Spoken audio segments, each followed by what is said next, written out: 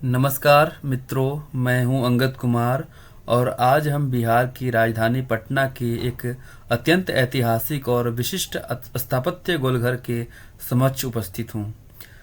जब भी हम किसी शहर की पहचान की बात करते हैं तो केवल उसकी सड़कों, भवनों या बाजारों की चर्चा नहीं होती, बल्कि उस शहर की ऐतिहासिक स्मृतियां और स्थापत्य विरासत भी उसकी पहचान का महत्वपूर्ण हिस्सा होती है।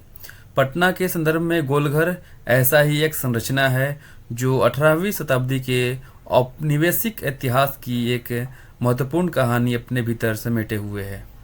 18वीं शताब्दी का उत्तरार्ध भारतीय इतिहास के में कई प्रकार के आर्थिक और सामाजिक संकटों का समय था। इसी कालखंड में सन 1770 में बंगाल और बिहार के विस्तृत क्षेत्रों में एक अत्यंत भीषण अकाल पड़ा, जिसे इतिहास में ग्रेट बंगाल फेमिन ऑफ 1770 के नाम से जाना जाता है। इस अकाल ने लाखों लोगों के जीवन को प्रभावित किया और उस समय की प्रशासनिक व्यवस्थाओं की सीमाओं को भी उजागर कर दिया। इस त्रासदी के समय ब्रिटिश प्रशासन ने यह विचार किया कि भविष्य में खाद्यान्न संकट के से निपटने के लिए बड़े स्तर पर अनाज भंडारण की व्यवस्था विकसित की जानी चाहिए। इसी विचार के परिणाम स्वरूप सन 1786 में पटना में इस विशाल अनाज भंडारण संरचना का निर्माण कराया गया। इस निर्माण का दायित्व ब्रिटिश इंजीनियर कैप्टन जॉन गास्टिन को सौंपा गया था। यदि हम गोलघर की स्थापत्य संरचना का अवलोकन करें तो यह अपने आप में अत्यंत विशिष्ट प्रतीत होती है। इसका आकार एक विशाल गुंबद के समान है जो दूर से देखने पर मधुमक्खी के छत्ते जैसा दिखाई देता है। इस संरचना की ऊंचाई लगभग 29 मीटर है और इसकी दीवारें अत्यंत मोटी तथा मजबूत है, जो उस समय की इंजीनियरिंग क्षमता को दर्शाती है। गोलघर की इस विशेषता एक और विशेषता यह है कि इसके चारों ओर सर्पिलाकार सीढ़ियाँ बनाई गई है। इस सीढ़ियों के माध्यम से लोग ऊपर तक पहुँचते हैं। ऊपर पहुँचने के बाद जो दृश्य दिखाई देता है वह वास्तव में अत्यंत आकर्षक और मनोहारी होता है। जब कोई व्यक्ति गोलघर के शीर्ष पर खड़ा होता है तो उसे पटना शहर का विस्तृत दृश्य दिखाई देता है। एक ओर बहती हुई पवित्र गंगा रिवर का शांत प्रवाह दिखाई देता है, जबकि दूसरी ओर शहर का फैलाव के साथ साथ उसका शहरी जीवन स्पष्ट रूप से दिखाई देता है। यह दृश्य केवल प्राकृतिक सौंदर्य का अनुभव ही नहीं कराता, बल्कि यह भी दर्शाता है कि किस प्रकार इतिहास और आधुनिकता एक ही स्थान पर सह अस्तित्व में दिखाई देते हैं। आज के समय में गोलघर केवल एक ऐतिहासिक संरचना भर नहीं है, यह पटना शहर की सांस्कृतिक पहचान और पर्यटन का एक प्रमुख केंद्र बन चुका है। प्रतिदिन यहाँ बड़ी संख्या में लोग आते हैं, कुछ इतिहास को जानने के लिए, कुछ स्थापत्य को देखने के लिए और कुछ इस स्थान की प्राकृतिक सुंदरता का अनुभव करने के लिए। यदि हम गहराई से विचार करें तो गोलघर केवल ईंट और पत्थरों से बनी एक इमारत नहीं है, यह उस ऐतिहासिक दौर की स्मृति है जब समाज को भयंकर खाद्यान्न संकट का सामना करना पड़ा था और प्रशासन ने उससे निपटने के लिए नई व्यवस्थाओं का निर्माण करने का प्रयास किया था। अगर हम गोलघर की संरचनाओं को ध्यान से देखें तो यह केवल एक साधारण इमारत नहीं है, बल्कि उस समय की उन्नत इंजीनियरिंग क्षमता का भी उदाहरण है। 18वीं शताब्दी में आधुनिक तकनीक और मशीनों के बिना इतनी विशाल संरचना का निर्माण करना अपने आप में एक अद्भुत उपलब्धि थी। विशेष रूप से यह तथ्य ध्यान देने योग्य है कि गोलघर के अंदर कोई स्तंभ नहीं है, फिर भी इसकी संरचना अत्यंत मजबूत और स्थिर बनी हुई है। आज के समय में गोलघर पटना शहर की एक पहचान का एक महत्वपूर्ण प्रतीक बन चुका है। जिस प्रकार दिल्ली के लिए कुछ ऐतिहासिक स्थल महत्वपूर्ण हैं, उसी प्रकार पटना के लिए गोलघर भी एक ऐतिहासिक और सांस्कृतिक पहचान का प्रतीक माना जाता है।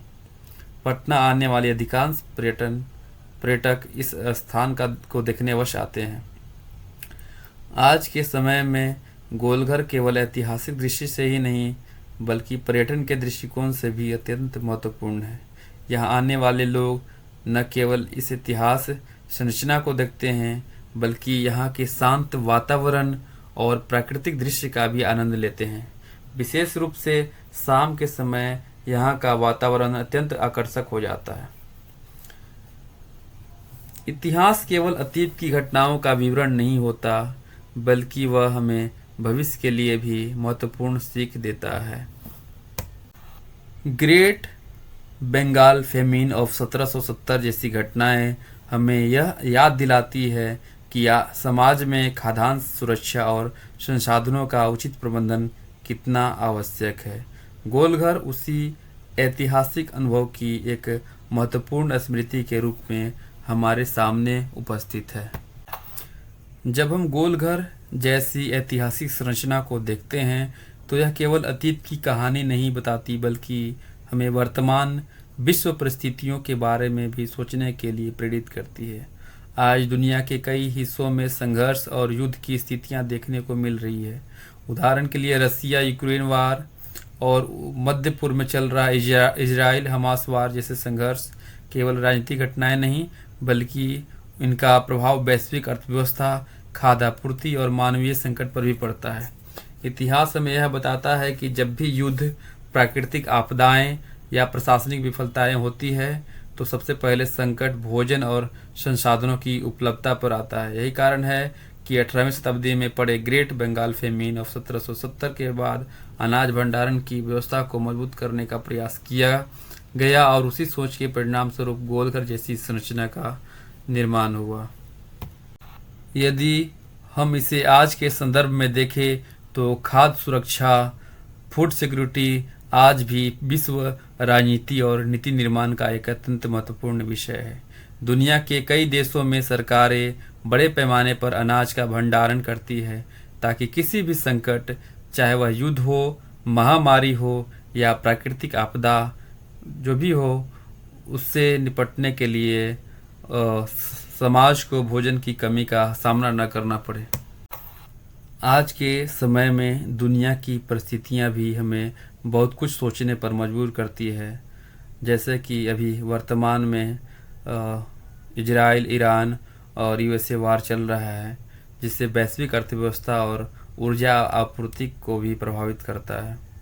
कई बार इसका असर भारत जैसे देशों में भी दिखाई देता है। पेट्रोल, डीजल और गैस की उपलब्धता तथा कीमतों में उतार चढ़ाव देखने को मिलता है और इसका प्रभाव आम लोग के जीवन पर पड़ता है। ऐसे समय में इतिहास की ओर देखने पर समझ में आता है कि संकट की परिस्थितियों में संसाधनों का महत्वपूर्ण भंडारण और दूरदर्शी योजना कितनी महत्वपूर्ण होती है। इसी दृष्टि से गोलघर जैसी ऐतिहासिक संरचनाएं हमें यह याद दिलाती हैं कि समाज को भविष्य के संकटों के लिए हमेशा तैयार रहना चाहिए।